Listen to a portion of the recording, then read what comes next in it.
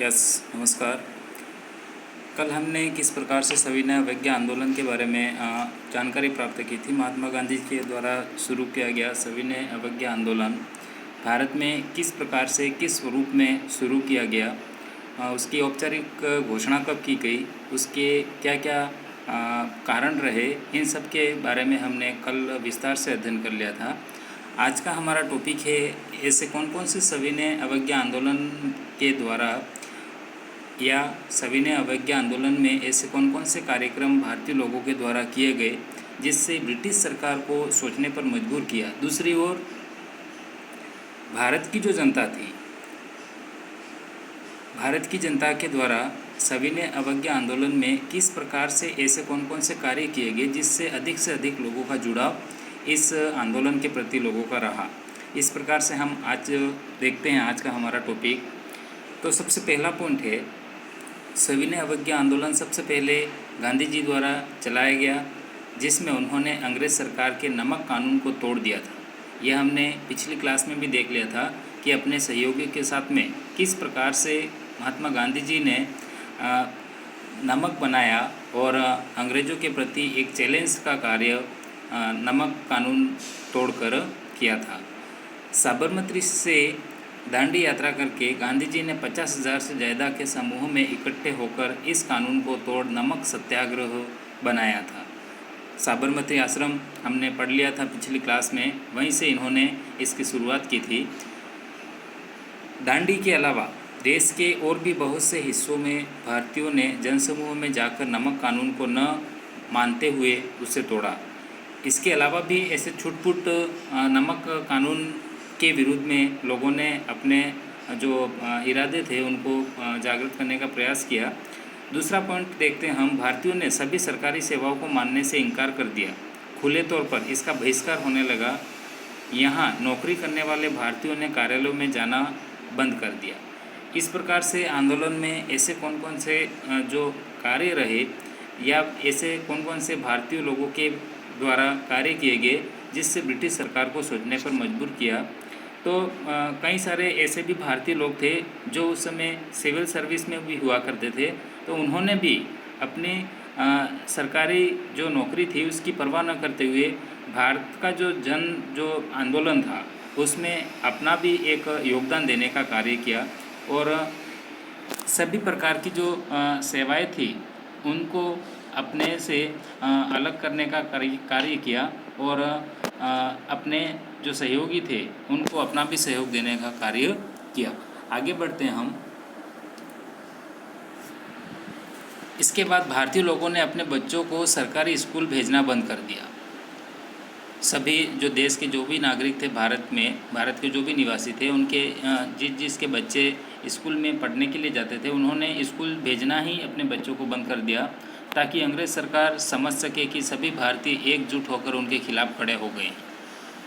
क्योंकि जब तक ऐसा नहीं होता तब तक उनको लगता कि भारतीयों में अभी तक भी फूट है और इसका वहाँ फ़ायदा उठाते। इसलिए ये भी एक संदेश ब्रिटिश शासन को जाता है कि अब भारतीय एकजुट होकर सामना करने के लिए तैयार हो गए हैं। इसके बाद विदेशी कपड़ों का भी बहिष्कार किया गया और विदेशी के स्थान पर स्वदेशी कपड़ों का जो चलन किया गया। इसकी जितनी भी दुकानें हुआ करती थी वहाँ महिलाएं समूह में जाकर धरना प्रदर्शन करती और अपना रोष जाहिर करती। इसके साथ ही सभी लोग विदेशी कपड़ों को त्याग कर उसे जलाने लगे। इसलिए इतिहास में कहीं कहीं हम पढ़ते हैं कि विदेशी जो कपड़े थे उनकी होलियाँ जलाने लगे भारतीय लोग। तो ये वही पॉइंट है।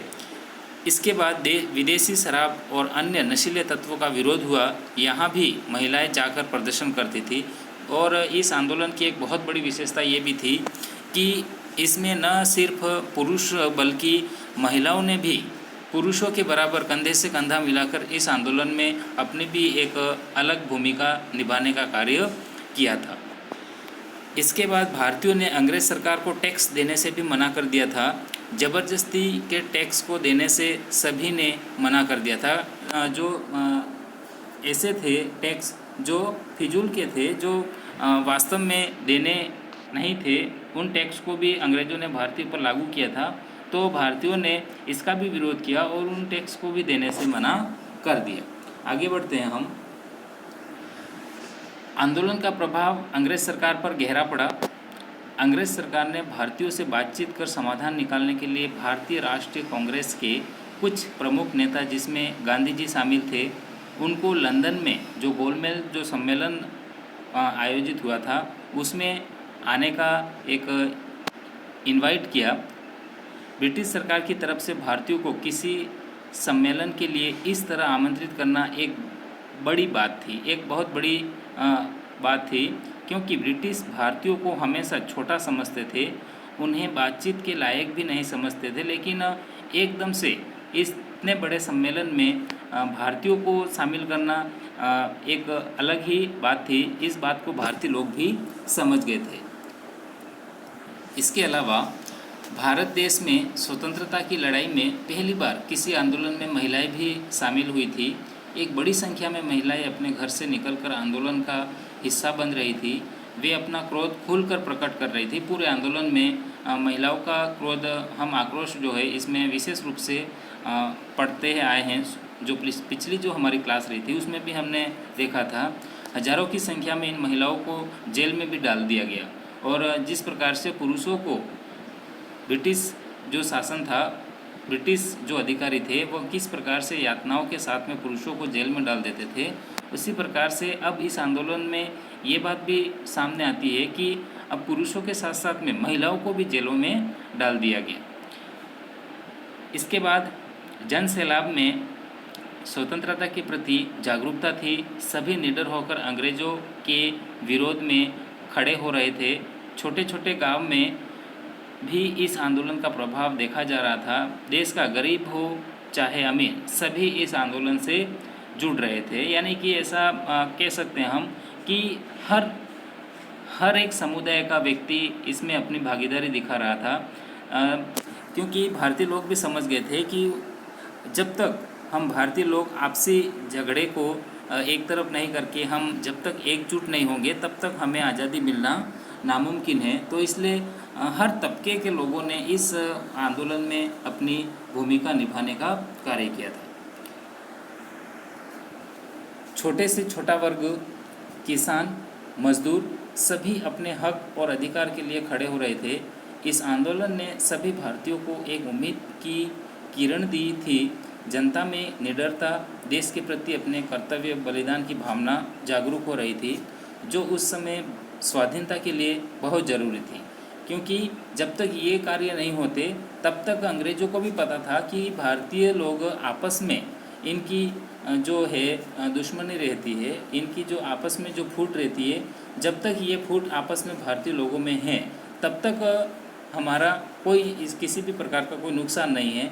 और इसी बात को भारतीय लोगों ने भी समझकर जो ये कमियां थी उनको दूर करने का प्रयास किया। आपसी जो दुश्मनी थी, आपसी जो फूट थी, उसे दूर करके एकजुट होकर अंग्रेज़ों का सामना करने के लिए इस आंदोलन में अपना सहयोग किया। आम जनता समझ रही थी कि उसे अंग्रेज़ों की चिकनी बातों में न आकर उसकी राज करने की नीति को समझना होगा और अपने हक के लिए खुद लड़ना होगा। किसी और पर इसके लिए निर्भय होना सही नहीं है। इसके बाद प्रदर्शन के दौरान पूरे देश में लाखों की संख्या में लोगों को पुलिस ने गिरफ्तार किया और उन्हें जेल में भी डाल दिया गया।